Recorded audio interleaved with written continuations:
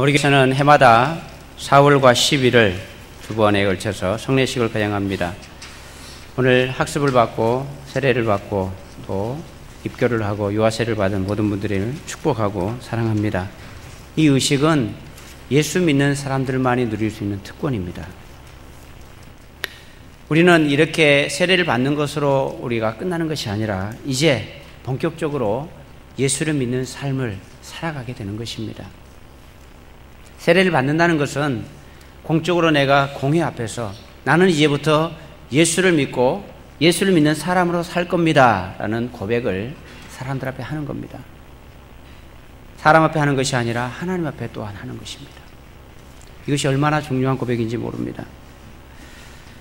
그래서 예수를 믿는 삶이 어떤 삶인지 우리가 알아야 되고 그 삶을 따라 살아야 합니다. 오늘 말씀을 보면 갈라디아서 2장 20절에서 바울은 자신이 예수님을 믿고 난 다음에 어떻게 살았는가, 예수를 믿는 삶이 어떤 삶인가에 대해서 고백을 합니다. 오늘 본문 말씀 우리가 다시 한번 같이 읽어보도록 하겠습니다. 갈라디아서 2장 20절 함께 읽겠습니다. 내가 그리스도와 함께 십자가에 못 박혔나니 그런즉 이제는 내가 사는 것이 아니요 오직 내 안에 그리스도께서 사시는 것이라. 이제 내가 육체 가운데 사는 것은 나를 사랑하사 나를 위하여 자기 자신을 버리신 하나님의 아들을 믿는 믿음 안에서 사는 것이라. 아멘. 바울이 고백한 내용인데 예수를 믿는 내 삶이 어떤 삶이 되어야 되는가를 고백합니다. 예수 믿는 삶이 어떤 삶인지 오늘 말씀을 통해서 살펴보기 원합니다. 바울의 고백을 먼저 보면요, 앞부분에 먼저 내가 그리스도와 함께 십자가에 못 박혔나니 이렇게 고백합니다. 이 말은 나는 죽었습니다 그런 고백입니다. 예수님께서 십자가에 못 박히신 그때 나도 십자가에 못 박혀 죽었습니다. 전에는 내가 살아서 내 마음대로 내가 하고 싶은 대로 내 의지대로 그렇게 했지만 이제는 나는 예수님께서 십자가에 못 박혀 돌아가신 그 순간에 나는 이미 못 박혀 죽었기 때문에 나는 없습니다 그런 고백입니다. 우리가 예수님을 믿는다는 것은 내가 죽는 겁니다. 내가 죽는 것. 근데 우리가 예수님을 믿고 난 이후에도 내가 펄펄 살아서 내 의지대로 내 마음대로 하려고 하는 경우들이 생기죠. 그런 경우를 좀 비유하기는 이상할 수도 있겠습니다만은 시체가 살아서 돌아다니는 것과 똑같습니다. 중국 영화에 보면 강씨들이 벌쩍벌쩍 뛰다니는 걸 보신 적 있잖아요. 우리가 예수를 믿고 죽었습니다 라는 고백을 하고 난 이후에 시체가 살아서 돌아다니면, 자기가 살아서 돌아다니면 얼마나 보기가 흉하겠습니까? 바울은 나는 예수 그리스도와 함께 십자가에 못 박혀 죽었습니다 그런 고백을 합니다. 오늘 세례를 받으신 여러분, 또 이미 세례를 받고 하나님의 자녀가 된 우리들, 예수 그리스도를 믿는 우리들은 죽은 사람들입니다. 내 감정, 내 의지, 내 생각 이런 것들이 다 쓸모없다는 것은 아니지만 그것들은 예수 그리스도 앞에 다 내려놓아야 합니다. 그것이 십자가에 못 박혀 죽은 사람입니다. 그 다음에 바울의 고백을 또 들어보십시오. 그런즉 이제는 내가 사는 것이 아니요 오직 내 안에 그리스도께서 사시는 것이라. 죽었다고 하지만 우리는 여전히 살아있고 우리의 몸은 움직이고 생각도 하고 말도 하고 행동도 하지 않습니까? 그럼 이것은 무엇입니까? 그것은 이제 나 자신이 살아있는 것이 아니라 나를 구원하신 예수 그리스도께서 내 안에 들어오셔서 예수님께서 사시는 것이다 이렇게 바울이 고백합니다. 지금 내가 살아있는 것은 내가 사는 것이 아니라 내 속에 들어오신 예수님께서 내 몸을 통해서 살고 계시는 거예요. 믿으십니까? 그래서 내 의지대로가 아니라 하나님의 뜻대로 사는 겁니다. 주님께서 원하시는 삶을 사는 것입니다. 그것이 바로 예수 믿는 사람이고 세례받은 사람입니다. 그 뒤에 바울의 고백을 계속해서 보시기 바랍니다. 이제 내가 육체 가운데 사는 것은 나를 사랑하사 나를 위하여 자기 자신을 버리신 하나님의 아들을 믿는 믿음 안에서 사는 것이라.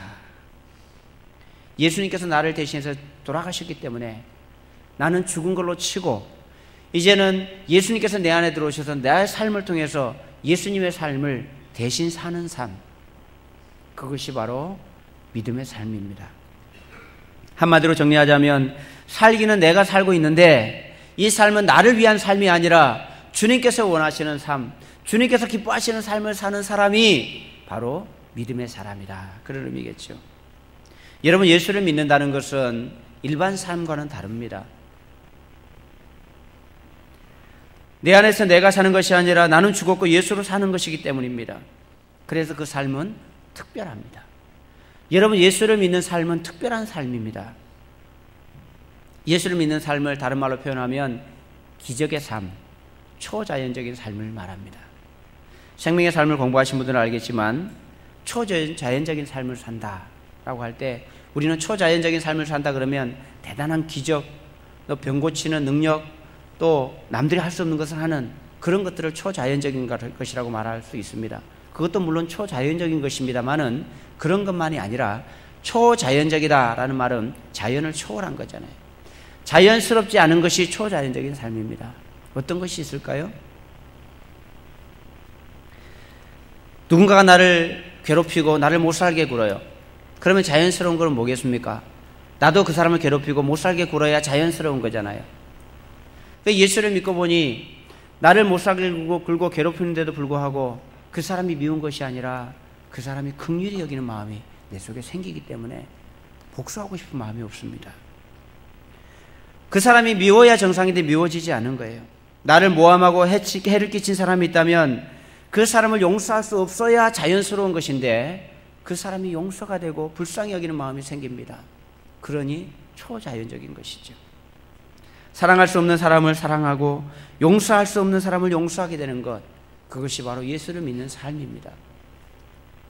지난주 설교 때는 말씀드렸습니다마는 손양원 목사님의 예를 들었습니다. 자기 아들 둘이나 죽인 원수 같은 그 아들을 자연적으로 말하면 더 갚아서 2명이나 죽였으니 우리 식으로 말하면 찢어 죽여도 시원치 않을 그런 마음이 있는 것이 자연스러운 거잖아요. 그런데 그분의 마음속에 그 아이가 불쌍히 여겨져서 저 아이를 사랑하고 내 자식으로 삼아야 되겠다라는 마음이 드는 겁니다. 이것은 자연스러운 것이 아니에요.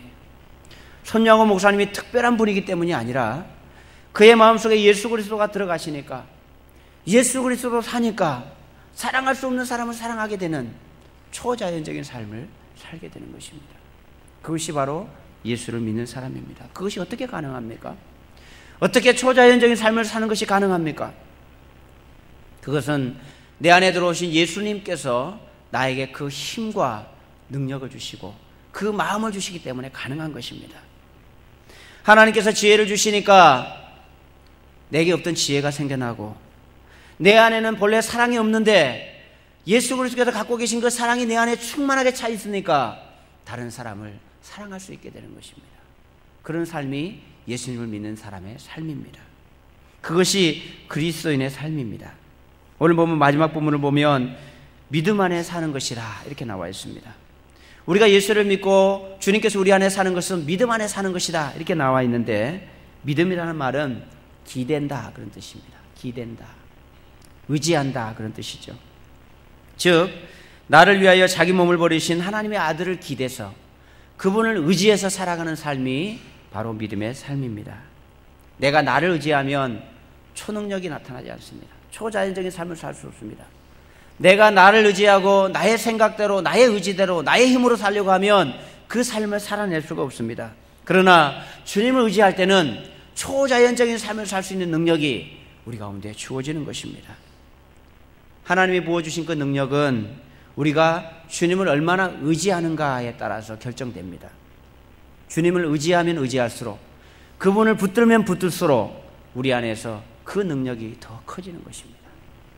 더 많이 사랑하고, 더 많이 용서하고, 더 많이 베풀고, 그것이 예수님을 믿는 사람의 삶입니다. 어떻게 그것이 가능합니까? 기도를 통해서 주님을 의지합니다.